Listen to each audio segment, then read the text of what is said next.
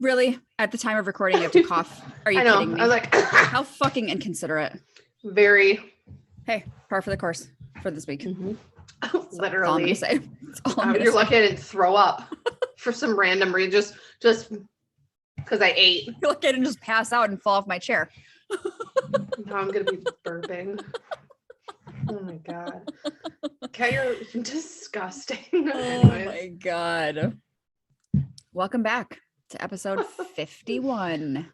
51. I'm so excited. Yes, this is a I think requested. I say that every time. Well, it was kind of a requested episode. It was more of like an ask, right? Where somebody asked me, have you ever talked about this in the podcast? And I was like, not specifically, but I am willing to. Right? Yeah. We talk about it literally all day, every day with clients. Yes. So what we were talking about today are intrusive thoughts. Mm-hmm. Intrusive thoughts can come from a variety of things, right? Mm-hmm. I think a lot of times people think intrusive thoughts and they think trauma, which is very relevant. Intrusive thoughts related to, oh, cool, there's a helicopter outside. Okay. I can't make this up. First, somebody was vacuuming the goddamn hallway. Then they were plowing the fucking parking lot. Now there's a helicopter circling my apartment complex. Okay. Can you hear it? I can't. I felt like I could like a second ago, but I can't now. It's because I'm right by the hospital. It's like Flight for Life. And they always, yeah. Yes. So generally when I see them, it's not a good thing. So anyways. Whoopsies. Intrusive thoughts can literally come from so many different things. And intrusive meaning like it comes in when you don't want it to, right? Kind of comes out of fucking nowhere. The kind of interesting thing is that we all have them. We all have them. Does that mean that it's because of a diagnosable disorder? Not always. No. Right? It does not have to mean, oh my God, I must have OCD. Oh my God, I must have been traumatized and I don't remember. Right? Like, no, I have heavy anxiety because I have these thoughts. Yeah. I'm a serial killer because I have these thoughts. No. After doing that anxiety training, it was very interesting to hear her talk about all of the clients that she has had and the intrusive thoughts that they've had. I mean, like, so much so that she was talking about a client that she had that was having intrusive thoughts about like being attracted to older men. And somehow she internalized that as she was attracted to her dad. Oh yeah. Mm-hmm. You know what I'm saying? Where I've heard that. That's the connection that she made in her brain. Yeah. But then she made this statement and I was like, this is so true. And I talk about this with clients all the time. How many times have you been driving and you see like a semi coming the opposite direction? You're like, oh my God, what if I just like fucking went like this with my wheel and I just got in a car crash? Yeah. That's an intrusive thought. Yes. They happen. Or how many times have you been chopping fucking onions with a butcher knife and you're like, what if I just slipped and cut my finger off right now? Yeah. What if I dropped this and stabbed myself? Right? I've had those thoughts about my kid. Like when she was a baby, I was like, what if she slipped in the bathtub? Like as a baby, you know how like they're in their little seat. What if I didn't pick her up? Yep. Like what if I just shook her? Like what if I just snapped her? Like those thoughts, because you're operating out of that anxiety or that fear of like, oh my God, I don't want this to happen because I love, like your brain is attempting to show you what could potentially happen because you are attempting to step out of that vulnerability, right? Instead of like stepping in the vulnerability of the gratitudes of like, my God, I love my child so much, or, whatever the situation is.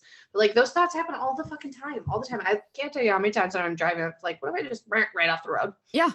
I've had thoughts of what if I'm holding Bug's hand and he runs across the street and gets hit by a car in front of me? Like literally nobody wants to have those thoughts. Yeah. What if I hit a kid driving? Yes. Or like I'll see somebody riding their bike. I'm like, what if I just like, here's the thing.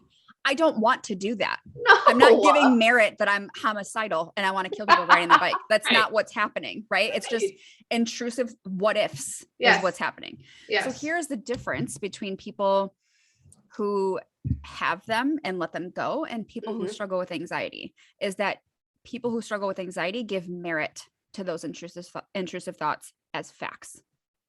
So they breathe life into it and say, that's going to happen. That's definitely going to happen. That's true. I'm going to get hit by a bus tomorrow.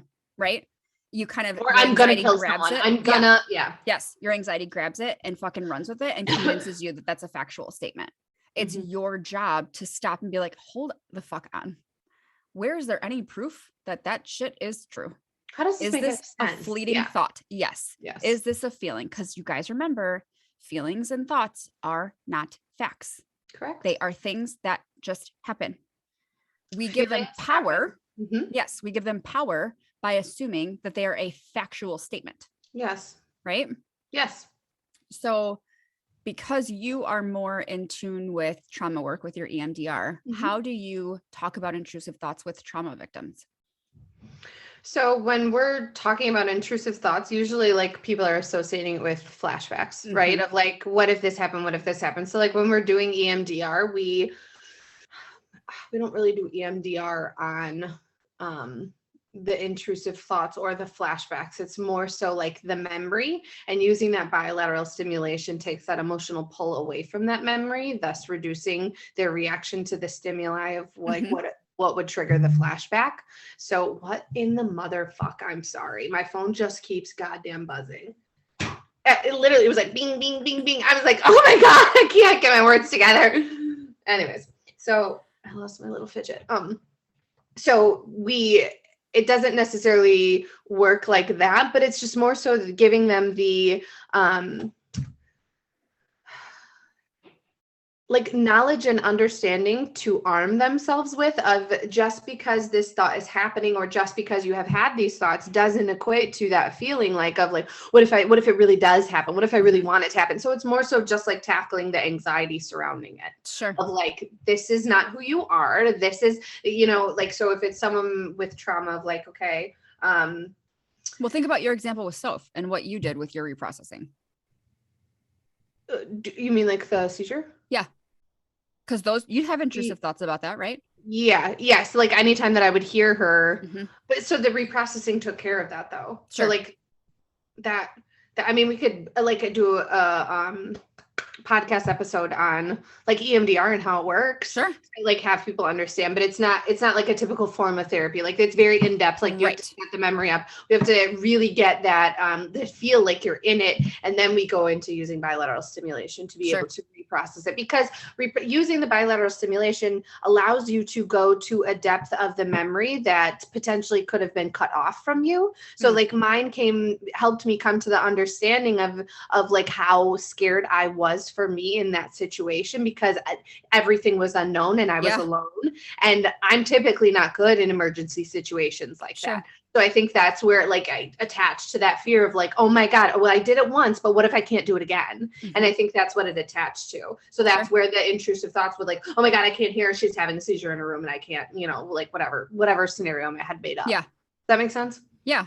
Well, and think about how many times in your life have you had a thought, and maybe you never have. I have family members who function this way, and I'm like, I don't know how the fuck you get through your day, right? Where you call a family member and they don't answer, and like, they died. They're fucking dead. They're on a fucking side of the road somewhere, right? Like they go 0 to 1,000 so quickly. Whereas like me, I'm kind of like, oh, they're probably busy. Unless for some reason it was like Jeff is a truck driver. So if the weather is bad, he doesn't answer. The thought is like, oh my God, what if he got in an accident? Right. Yeah. Yeah. I mean, honestly, not always. Right. It happened the one time where there were like, there was a string of semi-accidents. Yes. And then I was like, oh my God, what if it was him? But then also because I had just had that session of where, a life was lost of someone that would have been like very close to like mine and Jeff's relationship. Like, I think having that in the forefront of my mind and allowing that to, not take over, but like, I know that I was sensitive to that. I was empathetic to that. So I think that opened me up to the susceptibility of falling into those like, oh my God type moments. Does that make sense? Yeah. Like, I also feel like that's too of like when we're in these anxious moments, like what are we opening ourselves up to that's lowering our tolerance for these distressing moments or intrusive thoughts? Like where is our like in dialectical behavioral therapy, when you're doing like a behavior chain analysis, what are those vulnerabilities that are chomping away? I feel like to think of like a cartoon bomb in the fuse, right? Chomping away and making our reaction, instead of this kind of slow burn of like, okay, I can correct it and put a coping skill in there, chopping the proverbial wick, or like that quick fire reaction of like, it's ate all of my fuse. And then I have just this short fuse and then I just blow up. Right. So you have to look at those vulnerabilities to start challenging. I think when we're stressed out, when we're not sleeping, when we're not eating, when we're not working out, when we're not doing those things, that is all eating away at that fuse. And then we go into these negative thoughts so much faster. And like, to me, to the nth degree higher, right? Like of it being like, well, maybe before it was like, oh, what if this would have happened? But now it's like everyone's dead. everyone's dead and literally I'm next. And yeah. And the other thing to ask yourself when you're having these intrusive thoughts and you're kind of giving them merit, to ask yourself like, okay, but is this really effective for me to worry about something that we have no fucking idea if it's even true? The answer is going to be no. Correct. Because no amount of worrying about it is going to change whether or not it's going to happen. Correct. Here's the thing. Accidents happen. Bad things happen every fucking day. But to live your life in fear constantly of those bad things happening, it's taking away from your ability to enjoy your life or the life that you have with your loved ones, right? Again, I have family who is constantly worried that something bad is going to happen. Is that going to change whether or not something bad is going to happen? No. So why are we giving so much energy into doing something like that? Right. Let's put energy into what we have control over, which is ourselves, right? And what we do with those thoughts. The interesting thing too is, and I tell people this all the time, the more you try to control your anxiety, the less control you have. It's the same thing for intrusive thoughts. The more you try to control them or stop them, the more intrusive they become. We're not looking to stop them. We're looking to identify what is an intrusive thought and what am I going to do with it? I'm going to be in my wise mind and let myself know it's just a fucking thought, bro. It's just a thought. That's all it is. Is it that easy?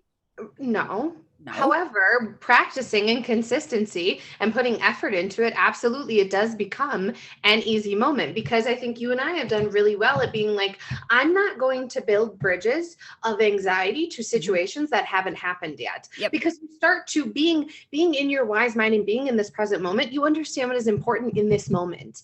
I do not in this moment have time to think about what the fuck's going to happen next week. Despite having a very challenging week this week, I could absolutely allow that to ruin my weekend and have this like fear mongering of what the next week is going to look like and then spiral, right? What is not going to be helpful is spiraling. It's just not. I'm going to allow myself to feel the feelings of what this week was and what happened, what I went through, even this morning, having a challenging morning, it literally every fucking morning, but like being able to understand that there are going to be parts of this day that are difficult and parts of this week that have been almost unbearable. Here's the thing. I've made it through every bit of my bad days. I'm still in your whole ass life. In my whole ass life. So even if I felt like, man, that was the worst of it, I'm still here.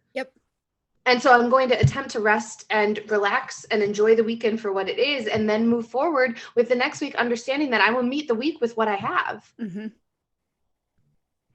I was talking to a client yesterday about how she's kind of having some job dissatisfaction where she gets really frustrated with work if something doesn't go according to plan. And I was giving her the example of, when I worked at the hospital, no 2 days were ever the fucking same. Literally. Somebody who is like anxious or OCD, that's very fucking hard to deal with. And for me, that led to me being angry every goddamn day that I was at work. Like, you're so mad. Because in my brain, I'm like, okay, I have this session, I have group. Okay, that's how my day is going to go. No, within the first 5 minutes, that could be torn to shreds. Literally. And I had to learn either I'm going to go ahead and continue to be fucking mad every single day about my life and my job, or I'm going to accept the fact that my job is unpredictable and I have to deal with it as it comes. Right. And she was like, well, that makes me feel really it makes me feel better because I thought I was just dealing with like anger and I didn't know how to deal with it. Sure. So I think here's the thing. I know mindfulness is a buzzword. I get it.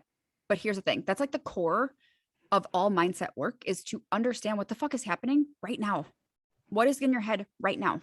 What do you have control over right now? What are you feeling right now? Right? Not what did you feel 2 weeks ago? What can I possibly feel next week? What am I going to feel like in 5 years? None of that fucking shit matters.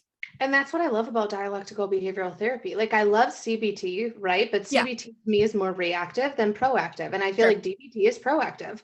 CBT is like, okay, how did you feel like this? Why did you feel like this? And DBT is like, you were feeling that right now. What are we going to do about it? And that's what I love about it. And mindfulness, it may be a buzzword right now, but like that shit has been around since for fucking 1500 BC. Like, you think the monks were they just made it up, in 2015, and that's how it started going forward. No, that's been something that has always been, because you cannot deal with the present moment if you are not in your brain in the present moment. You can't. I think you and I experienced that though this week, where we're like, I don't even feel like I'm in my body. I don't feel like I'm in my head. Like it's just been an emotionally heavy, taxing week. And so being mindful was harder this week. And I was thinking about, in my journal, the last prompt for nighttime is a positive thought for the next day. Bitch, for like 3 days, I was like, none. Like I had nothing. My brain was like, I am like Swiss cheese. I ain't got fucking shit to be positive about. Yeah. Like that's how I know that I'm not present and in my body. I still was doing my practices. I was still, meditating and journaling, but I think a part of me was like, I just have to get through it. Like I just have to check the box. You have to put your head down and grind through it. You have, because there's no other option. Yep. There's no other option for us. Yep. And I'm not saying that there's other options for other people. I'm speaking to what I know. I know you and I and how our schedules are and what our lives entail and what they require of us. There's no other option. I will tell you this week has definitely been challenging, and it still will be. I'm going into a celebration of life for one of my best friend's moms tomorrow. It's going to be heavy. It's going to be thick. Here's the thing. What has really helped me is doing my practices. Working out in the morning, having my coffee, being able to do my budgeting and writing my goals and gratitudes. And like, I'm not going to say that I do them every single morning, right? Sometimes it's mid-afternoon. Sometimes I'm like, just get the gratitudes on paper. You're not doing your goals today, right? I like this week without fail. It's just been like, I wake up and that's what I do. Because that habit, that routine just took over. And I'm so thankful for it, because out of all of the situations that have happened this week, I can absolutely be like, there are no gratitudes. Yep. There are none. Like I woke up, okay. Like, and that's what I tell people, like, you can get the big ones down first, but that's not what you're living for. Yeah. I'm not like, that's not what's bringing me joy. Oh, I woke up today. Like, no, my negative mindset could then take it to like, another day of fucking shit. Do you know what I'm saying? So that's not really something that my brain deems is a value. Am I thankful for my life? Absolutely. Please do not mistake that message. However, there are things like being able to look at, we had another masterclass that was complete and I feel good about it. Same. And like, I was able to order fun pieces for vacation to see if I like them or if they fit my body, right? I'm not going to go to my clothes that potentially don't fit from last year and be like, your body is a piece of shit. Blah, blah, blah. Like, I'm not going to do that. I'm just going to order different things and see what's flattering and what's not, and then return what's not. And then being, I have a completed to-do list yesterday. I don't remember the last time I had a completed to-do list, but I made sure that I was like, bitch, get your shit done because it makes you feel good. Like, rely on the things that feel good. So I think that's the other thing of like making sure that you're falling into those rituals when these intrusive thoughts are coming up. Like, mindfulness is huge. Wise mind and getting into it is huge. And if you don't know what we're talking about, there's a subscriber episode that we talk about the 3 states of mind that you can subscribe to the podcast for. If you just subscribe for the month, you would be able to get all of the subscriber content, listen to it all, and then you can unsubscribe if you so choose. It's completely fine. But you then get the content and the understanding of what we're talking about. And then I also think, Steph, you wanted to say or like embark on it a little bit further. Yeah. So we have an anxiety masterclass coming up March 22nd and 24th. This episode airs on the 9th. So you guys have plenty of time to register for it. So with this anxiety training that I did, that I'm so thankful that I did, because it's given me a wealth of knowledge. There are steps to using your wise mind to deal with intrusive thoughts. Those will all be shared in the masterclass, because I think it's really important that it's in like a container where, people can ask questions and like get feedback and ask for clarification, right? So there is like a 6-step process to using your wise mind in order to challenge yourself when these intrusive thoughts come up that you then are becoming obsessed over and just can't let them go, right? Intrusive thoughts will be consuming if you allow them to be, right? I've talked to Mari about intrusive thoughts that I've had. She's been able to like walk me through it or validate like, hey, it's a thought. I know it fucking sucks. I know it's really scary, but like, let's not make it go farther. Right. And sometimes the power that you need another person, because the power that you're giving it, like, you get stuck in that spiral. It's like getting stuck in like a whirlwind or a tornado or like a wash cycle. You can't get yourself out because you're already in the thick of it.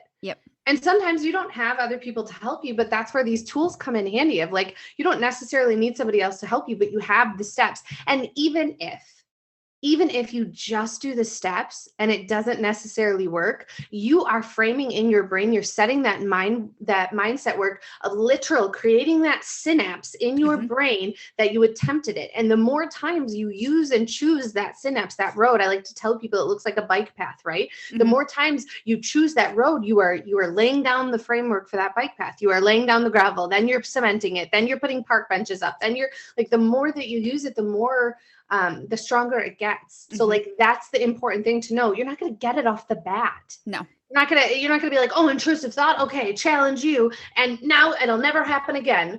I literally still think like this morning working out, my intrusive thoughts, because I love working out on the Pelotons. I never work out in front of them. I turn sideways. I'm always afraid like I'm going to damage the screen. Like that, it comes up every day, but in my head, I just adjust my behavior so that my behavior is challenging that intrusive thought. So I don't even necessarily need to give it thought anymore because my behavior is doing what I need to do for it. Does that make sense? Yeah. And as you were talking, I was thinking about how intrusive thoughts definitely then lead to cognitive errors. And if you get stuck in cognitive errors with no way out, you are going to convince yourself that what you're thinking is true and that it's actually going to happen. And this is not, I want you guys to understand when I'm saying these things, it's not me blaming you for your thoughts or telling you that you're doing something wrong, in the sense of like, let's take responsibility for what we're doing with our thoughts though. Right? If I allowed myself to be consumed by my intrusive thoughts every day, I would be a non-functioning fucking human being. If I'm being quite honest, right? I would not be able to provide therapy. I would not be able to engage with people. I would not be able to get up and go to work. Right. Because I would be consumed with these thoughts that are coming in that flood me sometimes, where then I feel like I can't, like I'm stuck in a maze. Yes. I'm not going to do that because I know that that's creating distress for me and discomfort, and it's not helpful. At all. And what's not helpful is then telling yourself like it's your fucking fault you're here. It's your this. Here's the thing. This is a news flash for everybody. Breaking news. This just in. It does not always have to be somebody to blame. Like I know that our brain loves finding, you know, the root, the why, the starting point. And sometimes that is extremely helpful in therapy. Sometimes that is necessary. However, it is not always going to be, there isn't always going to be a pretty why. There isn't always going to be a pretty start of a problem. So then it's like, okay, that's where I'm starting. Sometimes we have to understand that this is the behavior that's happening. These are the thoughts that are happening. I don't like them. And I want to change them. It's not like, oh, you're such a piece of shit because you think this way. We all think that way. Yes. All of us, literally everybody on this earth having a human experience has had these thoughts, have these thoughts. They do. And if they're like, I don't, you're fucking lying. Maybe you're just not paying attention to them, but you have them. Right? But even if you're not paying attention to them, good for you. Well, and in my mind, I was saying like the step further too. Maybe you don't have intrusive thoughts, but you still definitely operate in cognitive errors. So either way, you're participating. So understand that you're not the only person. There's no need to tack on shame. There's no need for even guilt at this point. It's just let's recognize like, okay, this isn't serving me anymore. Time to move forward. Yep. And you can do that in the anxiety masterclass. Yes, you sure can. Yes, you really sure can. So excited for that. I literally can't wait. I'm also excited that we're taking it like more scientific-y. Yes, I'm excited. Do you like that? Yep. Because I think learning about the brain is so exciting. And you learned about it in the anxiety, and I learned about it from the like aspect of trauma and like how the brain is built. And I love it. That stuff makes me so happy. Because that's like concrete information people can hang on to, right? Of like, okay, so this is how my brain functions. This is what's happening. This is like a visual representation of what's going on inside my brain. Yeah. And you can't argue with it. And that's what I like about it too. Exactly. Yes. Good. So if you have any questions surrounding the masterclass that is coming up, that at the time of airing, it will be 2 weeks, please reach out to us at Rewriting Her Story Podcast on Instagram. Steph is at Spooky Fit Mom on Instagram. I am at BEA Spooky Fit Mom 13. Yes. I am at BEA_XO11. I was like, that is fucking wrong. There are numbers there. And then we are at Rewriting Her Story Podcast on Instagram for our Gmail handle, and then also on YouTube. And all these recordings are on YouTube, guys. Full recordings. The podcast recordings will always be full. You guys get a little sneak peek for the PS episodes, and then some of the older PS episodes that we did not have for subscribers only are also on there too. So check it out. Check it out. We will talk to you guys soon. It was a really good one. I loved it. I was like, we can't get off without saying that because we say that literally at the end of every podcast. This is good. I feel good about this. I love that we say that for ourselves to validate. Like, it feels good. Every time. Literally without fail. We love you guys. We look forward to talking and seeing you all very, very soon. Bye. Bye.